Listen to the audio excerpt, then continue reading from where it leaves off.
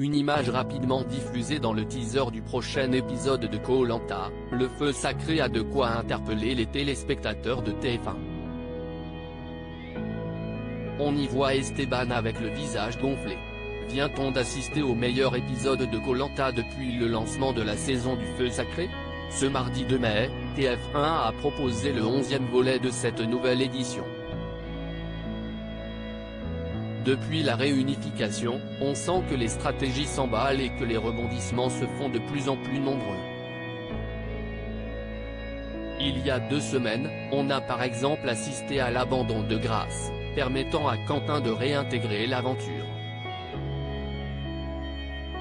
Il y a 7 jours, l'une des candidates les plus prometteuses de la compétition, Elena, a été éliminée.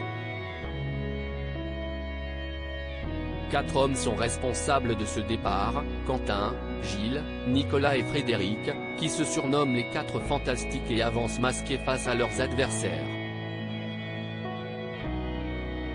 Esteban apparaît avec 2 grosses poches sous les yeux dans Koh-Lanta, le feu sacré pourtant. Ce mardi, le pacte masculin a volé en éclats grâce à l'ingéniosité des femmes de l'aventure.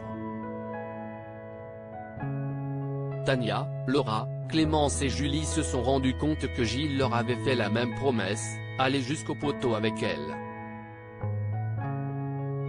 Avec seulement 3 places sur l'épreuve mythique de Koh-Lanta, difficile de tenir parole auprès de tout le monde. Pour avoir menti à ses coéquipières, le maraîcher a été éliminé. Quelques minutes plus tard, un détail a attiré l'œil des internautes. Dans le teaser de l'épisode de la semaine prochaine, on peut voir Esteban avec un sweat taché, les cheveux en pagaille et surtout 2 grosses poches rouges sous les yeux. Sa paupière gauche, quant à elle, a gonflé et donne l'impression que l'œil du candidat est fermé. Koh-Lanta, Cassandre et Ambre, 2 candidates défigurées par une piqûre d'insecte. Quelle mouche a donc piqué Esteban? Ou plutôt quel insecte? Si l'on ne connaît pas encore la cause de ce visage boursouflé, on peut raisonnablement imaginer que l'hypnotiseur a subi la piqûre d'une petite bête aux Philippines.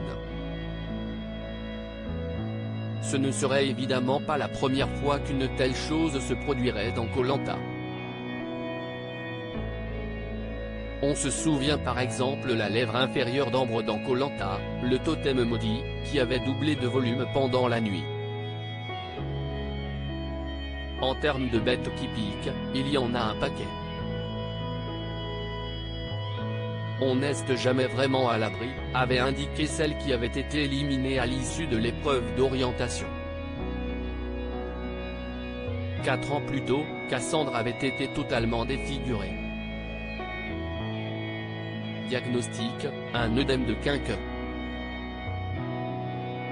Heureusement, cette mésaventure n'avait pas porté préjudice à la candidate pour la suite de la compétition.